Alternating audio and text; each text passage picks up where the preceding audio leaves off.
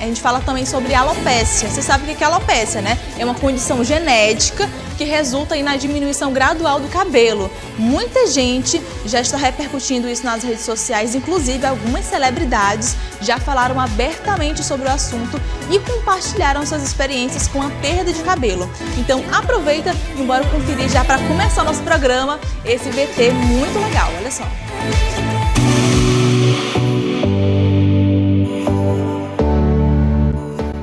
Muitas celebridades foram diagnosticadas com alopécia, uma condição que causa a queda de cabelo.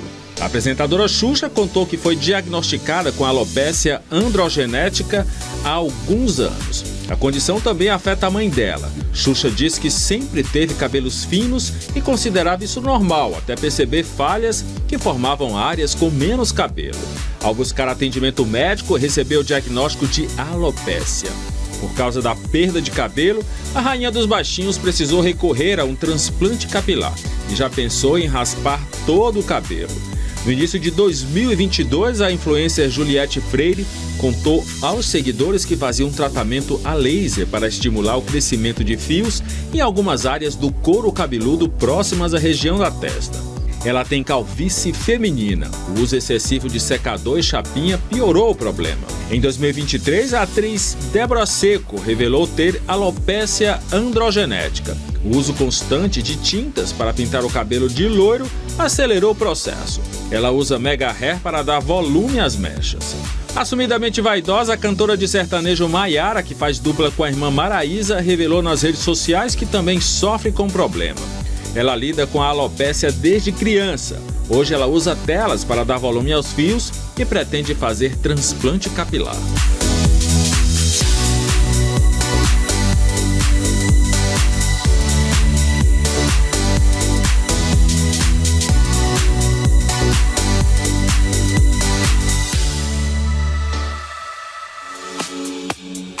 Olha, gente, vocês viram aí, né? Famosas como Xuxa, Juliette, Débora Seco e Gretchen sofrem aí com a tal alopécia. Quando a queda capilar, ela é prejudicial pra gente acaba nos abalando nossa autoestima, a gente fica se perguntando até onde isso é normal, até onde a queda capilar é normal, porque como vocês sabem, a queda capilar, ela é natural. Todos os dias cai não sei quantos fios de cabelo da nossa cabeça, do nosso corpo, isso é natural.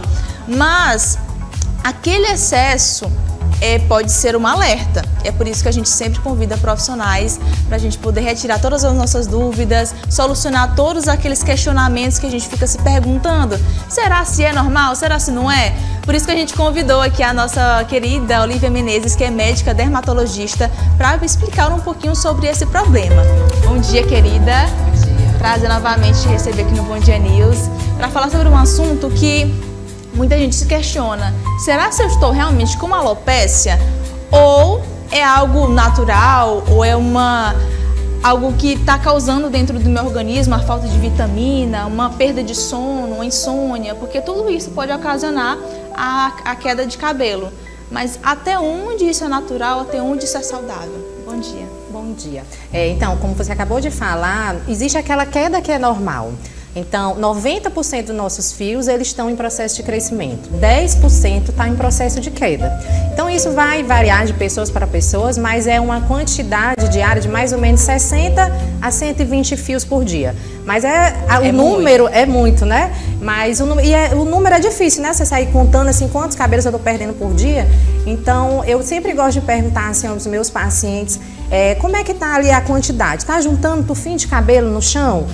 Quando você está no trabalho, quando eu levanto, tem sempre fio de cabelo na cadeira, tem fio de cabelo no chão. Quando eu acordo, tem sempre fio de cabelo ali no meu travesseiro, na minha cama. Na hora do banho, eu junto aquele tufinho e jogo ali no cesto todo dia. Quando eu vou fazer a limpeza, sempre tem tufos de cabelo. Então, isso não é o normal. Quando você vê ali o excesso, geralmente o paciente já chega no meu consultório dizendo: Olivia, eu vou ficar careca, a minha casa é só cabelo, meu trabalho tá cheio de cabelo, meu marido tá reclamando que tá com muito cabelo. Eita. Então essa é uma das quedas de cabelo assim mais frequentes em consultório, que é o que a gente chama de eflúvio telógeno.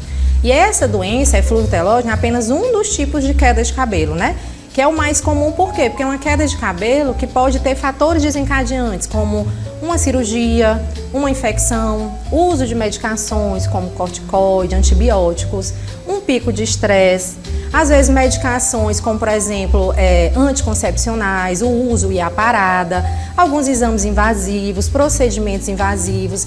Então, tudo isso a gente tem que conversar com o paciente e perguntar, aconteceu algum desses fatores alguns meses antes, né, de iniciar esse ciclo de queda? E esses fatores, eles podem desencadear um ciclo de queda, mais ou menos 2, 3 meses depois. Então, isso é uma das quedas mais frequentes que a gente tem.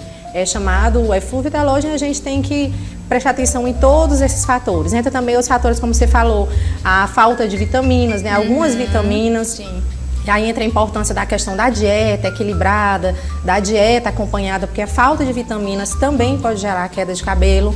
E aí a gente em consultório solicita alguns exames para saber se está faltando algum e repor realmente só o que está faltando. A anemia, o estoque de ferro baixo, alterações de tireoide, tudo isso são fatores que podem gerar queda de cabelo. Então é muita coisa, né, que está envolvida. É muita coisa. Eu sempre bato na mesma tecla da questão do organismo, porque a gente às vezes se mata de cuidar do nosso cabelo, de esfoliar o couro cabeludo, de usar N e N de produtos, quando na verdade o que está faltando é algo dentro da gente, é uma vitamina dentro da gente. Então, por exemplo, essa queda capilar, como você bem falou, nessa questão dos excessos é algo preocupante. Mas você citou também algumas situações rotineiras que, enfim, se a pessoa não conseguir cessar aquela queda, pode ocasionar outras coisas bem mais graves. No caso, seria a alopécia uma gravidade desses excessos de queda de cabelo? Quando a gente fala assim de alopécia, a gente está generalizando a queda de cabelo de uma forma geral, né? Quando a gente vai dar um diagnóstico, geralmente ela tem um nome e um sobrenome, sabe? Entendi. Por exemplo, o afinamento, que geralmente leva o homem a ficar com aquela região calva, né? Aí seria a alopécia androgenética. Aí, por exemplo, a gente vê pacientes que têm placas. Eu estou perdendo cabelo em placa. Tem uma falta de cabelo ali, uma placa localizada, que pode evoluir para o couro cabeludo inteiro. Aí isso já seria a alopécia areata. Então, toda alopécia tem nome e sobrenome, e aí a gente vai ver exatamente o que está acontecendo para a gente poder dar o diagnóstico qual é esse tipo de alopécia. Uma das mais comuns é a que você já comentou, que é a alopécia androgenética, é quando a gente tem o afinamento do fio, né? Então, com o passar a partir da segunda década de vida, o paciente começa ali sob a ação de hormônio, né, agindo no folículo, começa a ter um afinamento desse fio. Então, esse fio fica cada vez mais fininho, mais clarinho, e ele não dá mais conta de cobrir o couro cabeludo. Então, isso pode acontecer tanto no homem quanto na mulher. Tem um fundo aí genético e é uma das nossas principais causas de queda de cabelo, porque a alopécia também dá queda de cabelo, mas mais até do que a queda, o paciente tem aquela queixa de cabelo ralinho, né? A mulher chega dizendo, Olívia, aqui tá ficando cada dia mais ralinho, e o homem já chega com as entradas, né? E essa é a alopécia androgenética. Então, sempre que você sentir aí, seja uma queda aumentada, como eu expliquei anteriormente, seja o afinamento dos fios, aí a gente tem que procurar ajuda para a gente saber exatamente qual tipo de alopécia se trata e para fazer o tratamento ali individualizado. Maravilha. É importante você ter explicado esse ponto, porque é algo que muita gente se questiona e acha que, por exemplo, é algo, enfim, irreversível, crônico, enfim.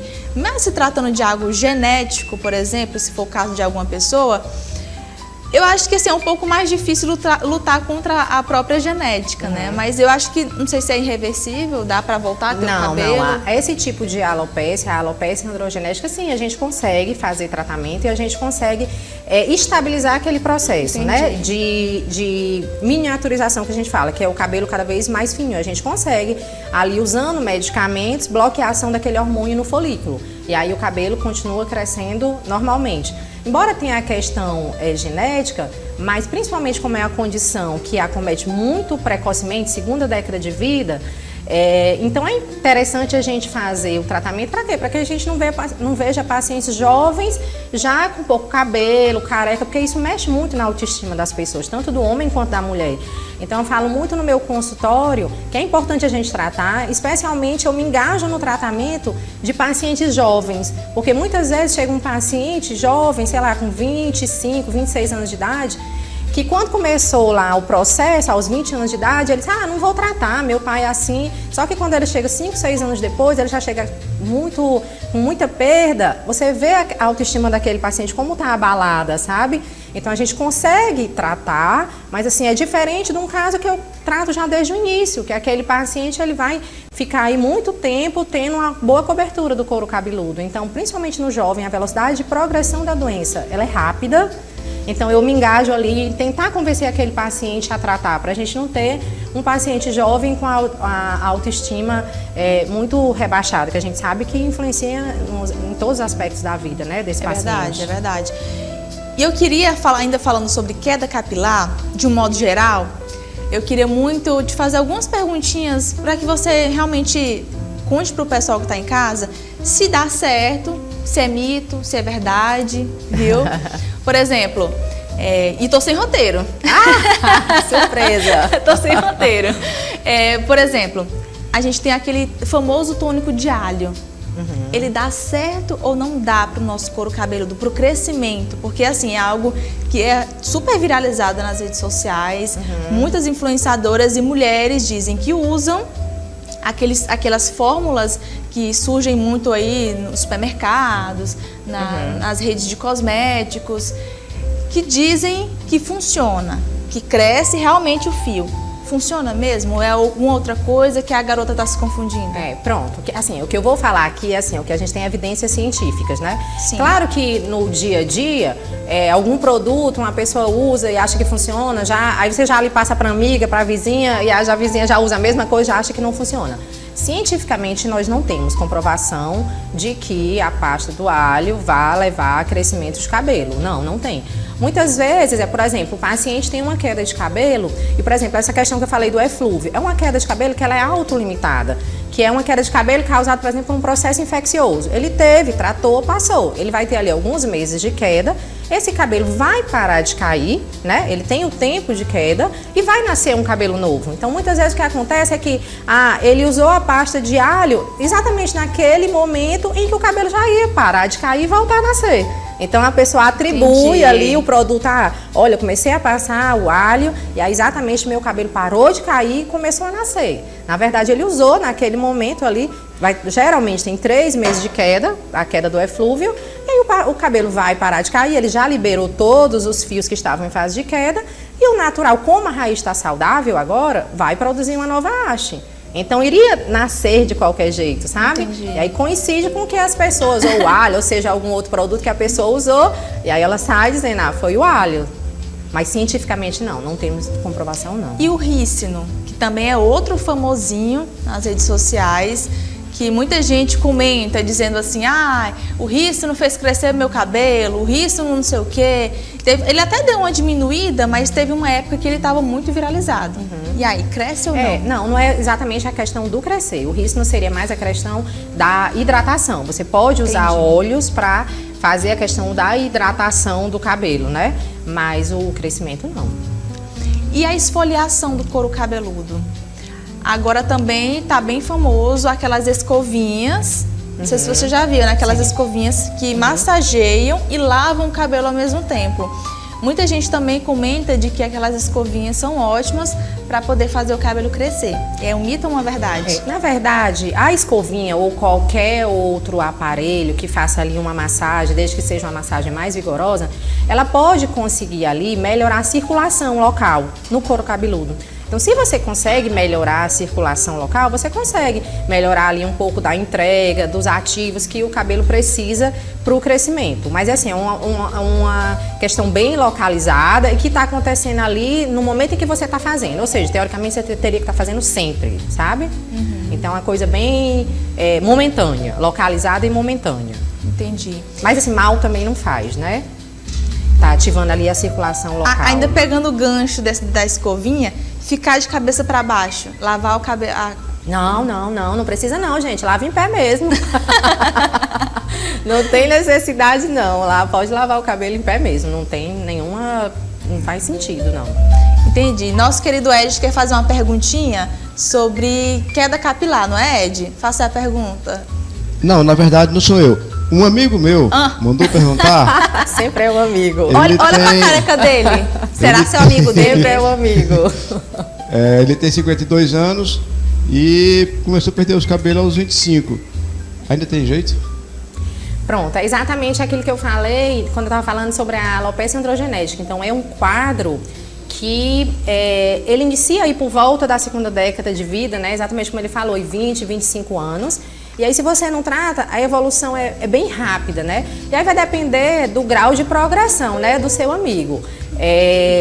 Sempre, se ele tem ainda fios, que a gente chama de fios velos, que são aqueles fios mais fininhos, sim, a gente consegue ainda dar uma melhorada, né? A gente consegue estabilizar ainda o processo. E embora com essa idade de 50 e poucos anos, a velocidade de progressão já é mais lenta, você já tem um quadro mais estável, mas a gente consegue sim melhorar. Tem um paciente de 50 e poucos anos em consultório tratando, a gente consegue sim melhorar. E a gente, provavelmente nessa idade, se ele nunca tratou na vida, ele já perdeu uma boa cobertura, né? Então a gente também tem a opção da questão da cirurgia, né?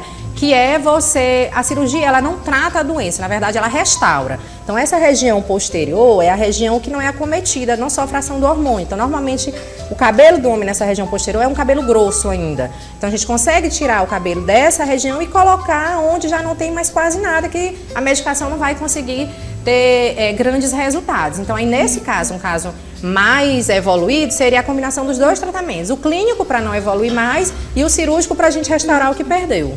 Maravilha. E o minoxidil, ele cresce ou não cresce? Sim, minoxidil com certeza. Aí assim, a gente tem inclusive que esclarecer isso para a população, porque há um tempo atrás saiu algumas reportagens em internet, sabe, querendo falar da medicação, que a medicação não é segura, que a medicação não funciona.